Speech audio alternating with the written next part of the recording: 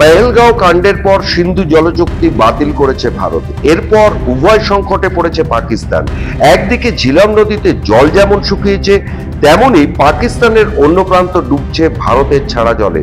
পাকিস্তানের এখন অনেকটাই শ্যাম রাখি না কুল রাখি দশা। সংবাদ সংস্থা সূত্রের খবর, 1960-এর দশকে স্বাক্ষরিত সিন্ধু জলচুক্তি রদ হওয়ার পর কাশ্মীরের দুটি জলবিদ্যুৎ প্রকল্প তথা বাঁধের জলাধার পরিষ্কার করাচ্ছে ভারত। দিল্লির লক্ষ্য একটাই, পাকিস্তানকে সিন্ধুর জল থেকে বঞ্চিত করা।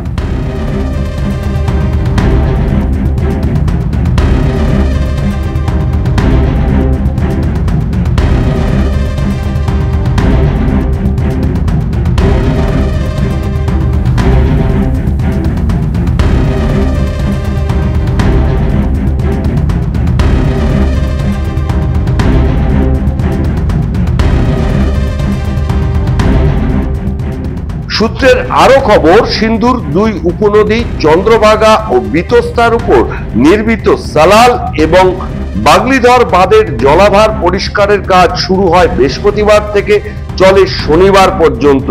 যে কোনো বাঁধের জলাধার পরিষ্কার করতে হলে সব জল বার করে ফেলতে হয়। এক্ষেত্রেও তাই করা হয়েছে।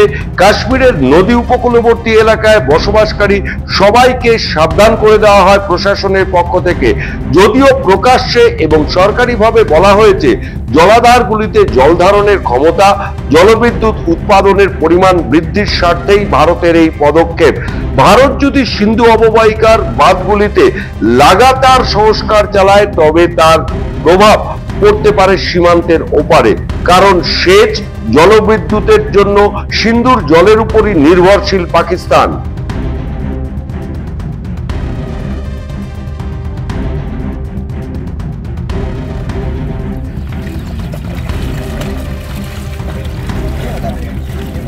पाकिस्तान मुर्दाबाद, पाकिस्तान मुर्दाबाद, भारत माता की जय, भारत माता की जय, भारत माता की जय।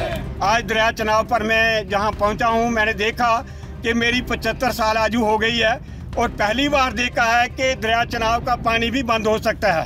मैं आज दरिया चनाव के किनारे आया था और मैंने यहाँ देखा कि ये जो पानी है जो कि कम से कम 25-30 फुट बहता था और बड़ी फ्लो के साथ बैठता था, आज जो है इसमें 1.5 से 2 फुट पानी बचा हुआ है।